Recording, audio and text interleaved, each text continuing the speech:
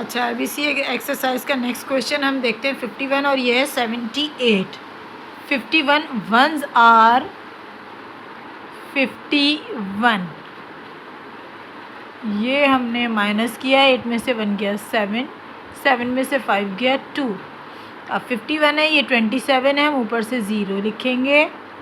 और अब हम देखते हैं किससे मल्टीप्लाई हो सकता है। देखिए ये 5 है और ये 27, ये हम अपनी पहचान के लिए समझ सकते हैं कि अगर हम कोई भी नंबर मल्टीप्लाई करेंगे तो इससे कम या इससे ज़्यादा है। देखिए हम 5 5 ज़ार 25, 5 6 ज़ार 30, 30 ज़्यादा हो जाता, तो इसका मतलब है ये 51 किससे जा रहा है, 5 से। हम करके देखते हैं। 51 5 ज़ार 5 1 ज़ार 5, 5 5 ज़ार 25, ये देखें 255, यानी 5 से मल्टीप्लाई करेंगे तो क्या आ जाएगा 255। अब यहाँ से 1 कैरी दिया, यहाँ हो गया 6, ये माइनस करेंगे, यहाँ आ जाएगा 5, यहाँ आया 1 और यहाँ आ गया इंटू 2 में से 2 गया 0, यानी इंटू यहाँ से आ गया 9। अब देखते हैं 51 को 5 से दिया तो इतना नंबर आ रहा था, तो हम 4 से करके देखते हैं। 4 1 ज़ार 4, 4 5 ज़ार 20, नहीं अभी भी नहीं हो सकता। फिर हम आते हैं 51 3 ज़ार 3 1 ज़ार 3, 3 5 ज़ार 15, हाँ जी ये आ गया नियरेस्ट नंबर, यानी 3 से मल्टीप्लाई करेंगे और 153। अब जब हम इसको माइनस करते हैं, यहाँ आया 6 इंटू रिमाइंडर कितना आ गया आपका 6। अच्छा, अब नेक्स्ट क्वेश्चन है हमारे पास 15 और ये भी 15 है, तो 15 1 ज़ार 15,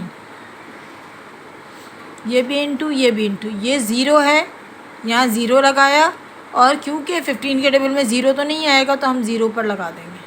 अच्छा, अब हम यहाँ से लगाते हैं 9। अभी भी आप गौर से देखें, ये 9 लिखने के बावजूद 15 के टेबल में 9 नहीं आता, तो हम यहाँ भी 0 लगाएंगे।